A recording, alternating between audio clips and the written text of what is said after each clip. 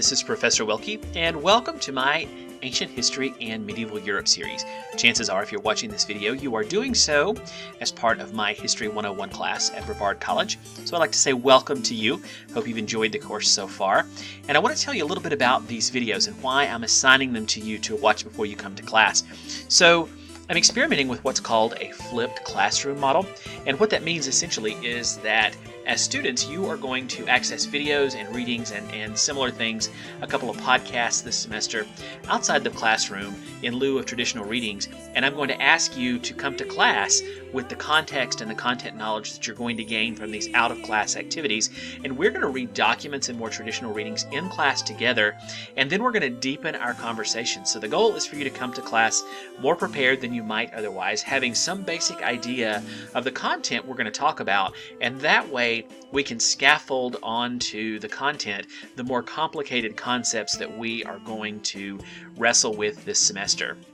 So as we work our way through, I will try to make these videos engaging and not boring. I've tried to put some pretty neat graphics in, I think, relatively, and hopefully my voice is not too terribly boring for you. So you might be a little bit surprised. We'll talk a little bit about code switching this semester. You might have a slightly different voice right now on the video than you do in the classroom. There's a reason for that. We'll talk about it later. So essentially, since this is the first video you're going to be watching for my class, I want to tell you a little bit about the concept and what you can expect from these videos. Essentially, we're going to talk about content. As I said, we're going to start off every one of these videos with some key terms. And so for this particular series, we're starting our unit on ancient Greece, and I've titled this lecture Caves to Castles. Although caves to palaces is probably a better descriptor, but caves to palaces just doesn't have the same alliteration or ring to it that caves to castles do.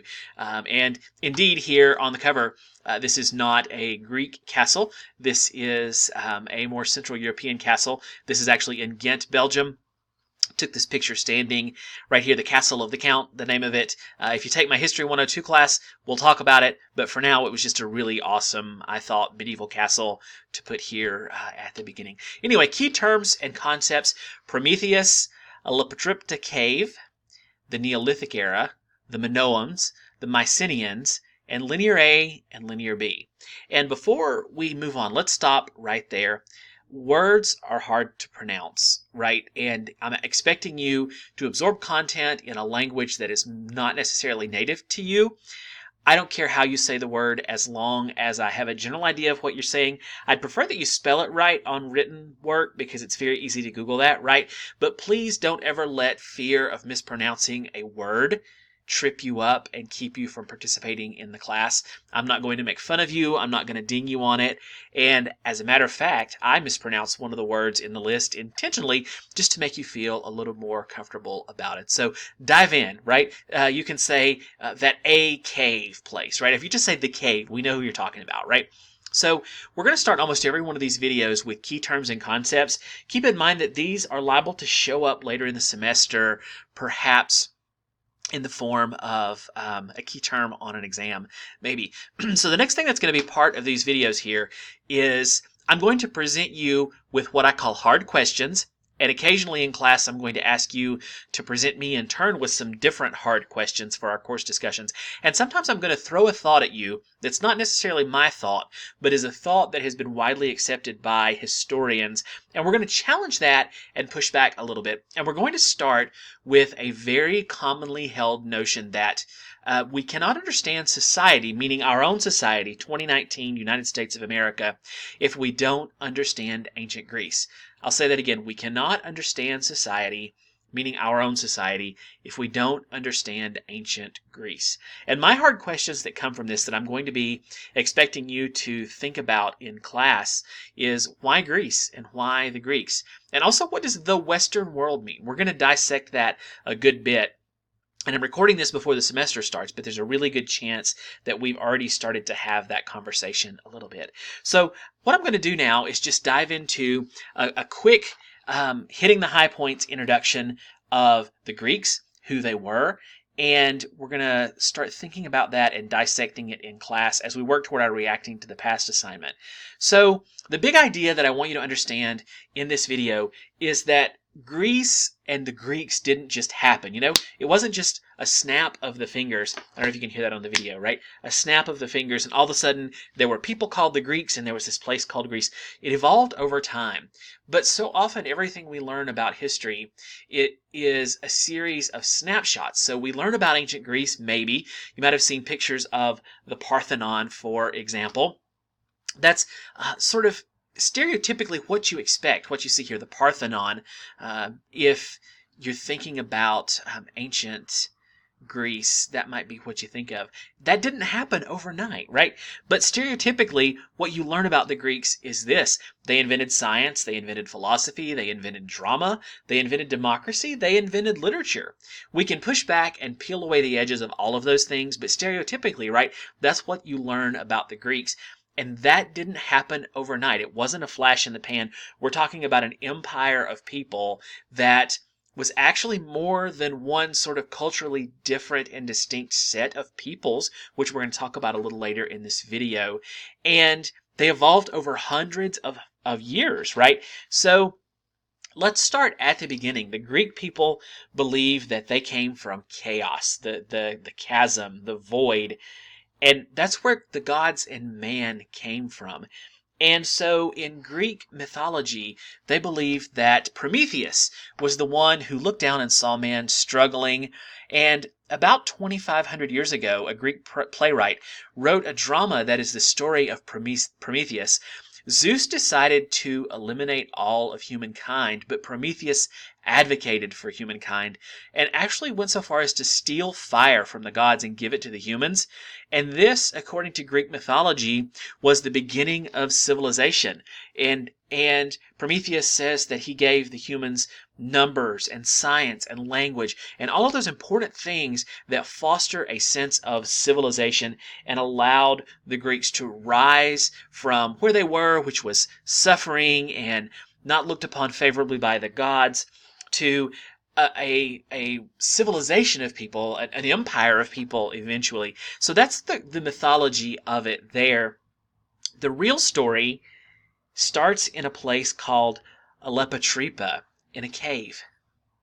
And so you see there the cave on the screen. You can see even, I'm not in presentation mode in the video, so you get to see the red squiggly lines, right? But this is the place where a lot of archaeologists say maybe this was one of the places that Greek civilization started. So Alepatripa is in southern Greece. It's about a 1,000-foot long cave. It was used by Europe's earliest farmers about 8,000 years ago. There are rituals and burials there, and this is where the Neolithic people were said to have started their sort of civilizations. And so civilization as we would recognize it started to emerge in the Neolithic period, which is roughly 9,000 to 6,000 BCE, being before Common Era. That's the way we say it now. Rather than BC, before Christ, we say BCE, which is before Common Era. So civilizations that we would recognize and that we may have heard a little bit about in some of our history classes before: the Egyptians on the Nile, the Mesopotamians on the Tigris and the Euphrates, the Indians, and the Chinese. All of these people started to form civilizations that we would recognize around the Neolithic period. Again, 9,000 to 6,000 BCE.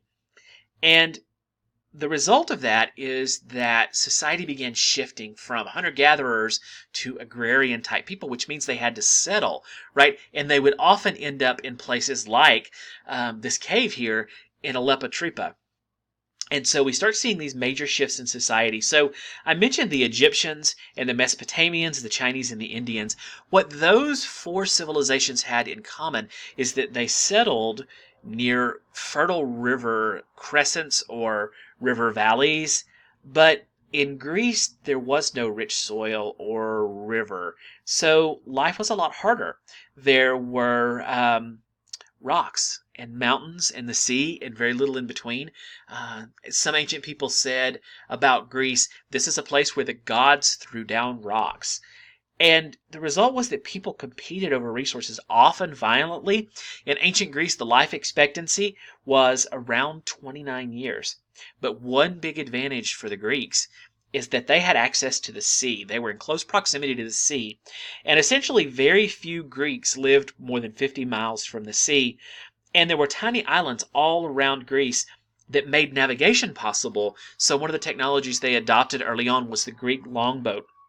And as the longboat developed, resources were easier to haul. They would find obsidian and silver, etc. And Greeks also started carrying artwork. So the Cycladic people, for example, which were one of the cultures that made up early Greece in the Neolithic period, made artwork. You can probably hear that siren. I'm sitting in my office in MG recording this right now, and there's a siren outside.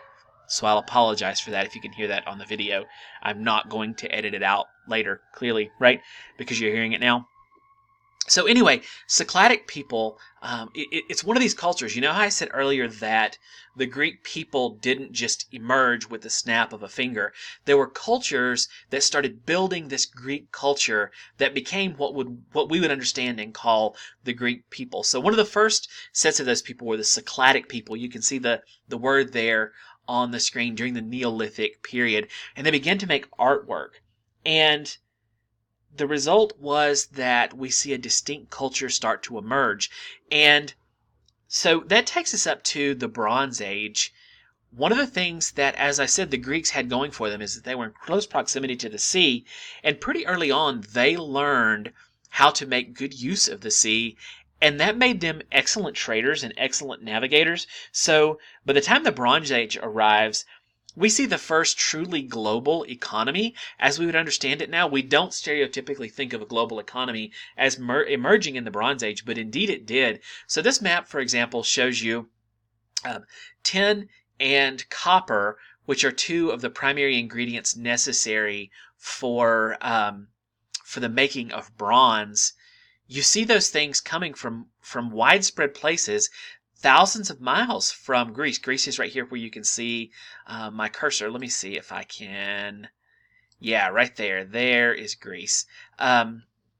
So you see all of these trade routes, right? They're here. They're here. So let me see if I can change my color. Over here, for example, you see around Mesopotamia, copper. And then over here in what is current day Portugal, you see tin. But here in Greece, you would have people who would combine copper and tin, 90% copper, 10% tin into bronze, which was that's why it's called the Bronze Age, right? It was a major advance in humanity. So you can see here that the Greeks had to be skilled sailors and traders to get all of these things from all of these places around the world and bring them to Greece and trade them. So by the Bronze Age, we see weapons and tools. And the Mediterranean was a major trade artery. So if you think about it here, the Mediterranean Sea right here, it connects all of these places, right? It's the way people travel and get from place to place quickly. And we see that settlement starts to move out as we advance. By the way, quick note, because you'll see it right down here. Remember that when we are talking about BCE, before Common Era, the time goes backwards. So earlier I said, for example, that the Neolithic period was 9,000 to 6,000. That's correct. It's not 6,000 to 9,000. It's 9,000 to 6,000. So it was the year 9,000, then the year 8,999, 8,997. Counts backwards to 1 and then starts 1 and then counting forward. So think about that, because a goodly portion of at least our ancient Greece unit is going to be in the before Common Era time. So remember that as you think your way through it. So that brings us to, and I realize this is a quick and dirty sketch, right? So there are so many more things I could say in here. I'm just trying to hit the high points to give you something to start thinking about and conceptualizing Greece, ancient Greece in particular. So I mentioned that there were these people, right, who were from maybe different cultures or different areas who would get together and become the Greeks, right? Or who would compete for this area of land here that would become Greece. So I mentioned the Cycladic people who, on the previous slide, right, who who made the artwork. Let me see if I can get back to that slide. There we go. So I mentioned the Cycladic people, right? The next culture of people that we need to talk about are the Minoans. And so the Minoans sort of adapt to this place that we know as Greece. And so the Minoans start building palaces. So I said at the beginning that the name of this lecture is Caves to Castles, but Caves to Palaces is perhaps a better explanation. So Knossos is a place here, you can see it on the slide, where the Minoans built a palace. And so Minoan culture started around 2000 BCE, and the Minoans are the first quote-unquote great Greek civilization. Now in class, we're going to evaluate what quote-unquote great means. As a matter of fact, if you're looking for some hard questions to bring up in class, asking something about the definition of great would be a good place to start. So there's a pro tip for you. But so on the island of Crete is where the Minoans began. Knossos, which is pictured here, was on the island of Crete. And so Knossos was a place that would look a little bit like a city we would recognize. Actually, there was paved streets, for example, toilets, flushing toilets, a sewer system.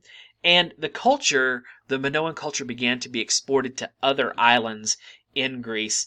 And they were prolific traders and very successful people. They were famous for pottery, perfume, and wine. But the thing they were most famous for that made them the wealthiest was olive oil. And so you see an olive vineyard here somewhere in the Middle East. I Googled it. I found a Wiki Commons picture that I could easily snag from the internet, right? But just to give you a conceptualization of what the landscape looks like and what the olive trees look like. So it would take maybe generations. So a person might plant an olive grove with the hope that his grandchildren would reap the rewards. But these were patient people, these Minoans, and eventually they made a fortune trading in olive oil. And then time turns and history shifts a little bit, and the Minoans are challenged for their primacy in this place. And so essentially their culture began to recede. And there are two competing theories as to why this happened. Number one, the island of Santorini was a place near Knossos where the Minoan people had a settlement, and there was a massive volcanic eruption on Santorini, the Isle of Santorini. If you've been to Greece, you may have been there. It's a popular tourist destination. So historians used to think that this major eruption on Santorini wiped out the Minoan civilization as we know it, but more recently, more archaeological evidence has supported the idea that in fact it was an invasion by the Mycenaeans who in fact wiped out the Minoan people. So you see them here in their famous tusk hats. And so the question becomes, was it an all-at-once wipeout, or was it a slow assimilation? Was it just, hey, these people are starting to live among us, we're going to assimilate into their culture? It's hard to say, right? Because one of the problems with history is the farther removed we are from it, the harder it is for us to interpret it, right? There's a decided absence of primary documents to think about these shifts in civilizations. But anyway, the bottom line is the Mycenaeans would become the next quote-unquote great Greek civilization. And we see that represented here. Their capital was Mycenae. You see a famous sort of portal in their capital city of Mycenae. So if you think of the great Greek heroes, Helen of Troy, Agamemnon, Achilles, they all come from this Mycenaean era in Greek history. The Iliad and the Odyssey depict Mycenaean culture. And as I said, no one's sure whether the Mycenaeans ousted the Minoans all at once in a brutal takeover, or whether there was a slow assimilation. If you ask three historians, you are likely to get three different answers, and they could be wildly different answers, they could be somewhat similar answers. Part of the beauty of history, right, is that maybe we don't know, but we develop arguments based on evidence. We'll talk about that a lot as the semester progresses. So anyway, the Mycenaeans took elements from many other cultures, including the Egyptians, including the Mesopotamians, including the Hittites who were surrounding them, and to sort of build this amalgamated Greek culture. And so that's what we see happening here. But one of the most important things that you need to know about the Mycenaeans, as they were sort of the bearers of Greek culture at this time, is they expanded all the way around the Aegean Sea. But one of the neatest things about them, and one of the reasons they were wildly successful, is that they were some of the first civilizations to write. And so they took what was sort of a Minoan way of writing, Linear A, and formed Linear B. And you see a clay tablet here, for example. And it was an early form of the Greek language. Linear B is what most historians consider to be the definitive first version of the Greek language. And so we'll talk about it a little bit in class about what the power is of having a written language. But I want you to think for a minute about the power of writing things down. So what you see here is a clay tablet. So all over this area, archaeologists have uncovered accidentally preserved pieces of writing that were lists of things. And a list indicates a mundane thing, right? Like, I keep a notebook in my back pocket, and if you look at it, it's mostly grocery lists, and right, I write it down so I don't forget it, because, I forget things. But lists are mundane things, right? Like, if you look at my calendar on my desk, I have a to-do list there that runs down the side of my calendar. It's an administrative function, right? It's no different than when you set a reminder to do your homework or go to a meeting on your Google Calendar and it sends you an email, right? We have different technology, but that's just an administrative function of you administering your life. And this is what happens in Mycenaean Greek culture, and what it brings about is the ability to be bureaucratic, to keep track of things. And so these little snippets of bureaucratic clay tablets were found at palaces, but they were also found in cities throughout what would become the Greek Empire, right? The Mycenaean Greek Empire. And this was the birth of states, the birth of this sort of disparate but organized, separate administration of government. And I can't overstate the power of that enough, right? So by 1200 BC, the Mycenaeans had absorbed a lot of cities and towns surrounding them and incorporated them into their government and the bureaucracy. Writing was something that made that possible, because it's a lot easier to keep track of things when you write them down, right? And I can't overstress enough how important this is to the development of Mycenaean Greek culture. But one of the downsides of this, of Mycenaean culture that we see start to develop, is this, and it's one that's going to sound very familiar, and it might harken us back to the question at the beginning, or the thought at the beginning. A few wealthy elites had slaves and had employees and things, but it didn't trickle down. So there was a very important and very disparate gap in wealth in Mycenaean Greek society. So there were very few elites who had all the wealth, and most everybody else was poor and had a very low standard of living, and this was problematic.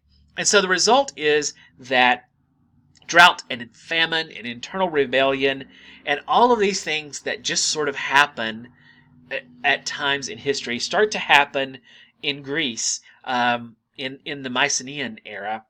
And the result is an utter collapse in Mycenaean civilization. So in 1200 BCE, arguably the Mycenaean Greek culture was at its high point. 200 years later, in 1000 BCE, Mycenaean civilization does not exist anymore. It just ceases to exist. And since the Mycenaeans were the ones who had adopted and sort of been the torchbearers of this Greek culture, that means that Greek culture maybe disappears or starts to suffer. And the interesting thing, I think, historically is this. It's not just Greek culture that's suffering at this time. The Hittites, the Egyptians, and other empires or other important cultures start to suffer at this time around 1000 BCE. So one historian describes what happens among the Mycenaeans in Greece is, quote-unquote, the worst collapse in human history. And it plunges us into something that some historians refer to as the First Dark Age. By the time we get to the Middle Ages, we're going to have a hard conversation about that term, the Dark Age. And we're going to peel that back a little bit, as one of the things you're going to learn in this class is we are constantly skeptical about everything and questioning why things are the way they are. So think about that, right? And so we get to this point, and I realize we got there in 25 minutes, right? Which I think this is a little long for a video, but sorry, it is what it is, right? It will lead us to a better, deeper, richer discussion in class. And if I'm going to give you 30 minutes of homework, hopefully you'd rather watch a 30-minute video than read for an hour, right? So it loops us back to this thought that I posited to you at the beginning of the video. We cannot understand society if we don't understand ancient Greece. And my hard questions were, why Greece? Why the Greeks? What does the Western world mean? We're going to confront those two questions really hard. But here's what I want you to do, and here's what I want you to bring to class. I want you to think about some hard questions of your own. And so this is going to be a regular part of our class. You need to know that very regularly, there are 5 times this semester, I'm going to ask you to do it formally, where I'm going to ask you to formulate hard questions and come up with those. And so your first set of hard questions doesn't come until next week, I believe. But as a means of practicing that, I want you to come up with some hard questions of your own, based on what you've heard in the video, based on my very quick and sort of dirty explanation of the rise of Greek culture. Come up with a couple of hard questions, jot them down on your notebook paper, bring them to class with you, because what we're going to do is we're going to take the content that we've talked about in this video and we're going to dive deep and we're going to start to peel back the layers of Greek society and ask why things happen and try to start making meaning of them. So think of 2 hard questions, bring them to class. I'm going to know who's read the video because this is the only place I'm going, or who's watched the video because this is the only place I'm going to ask you to do that. So if you show up with 2 questions written on your paper, I know you've watched the video till the end. So thank you so much for that. I hope this wasn't too much of a torture. But again, if you're going to have homework, I think this is better than some things, right? So I look forward to seeing you all in class where we're going to have a good discussion about this. And anyway, have a good rest of your day, and I will see you in class.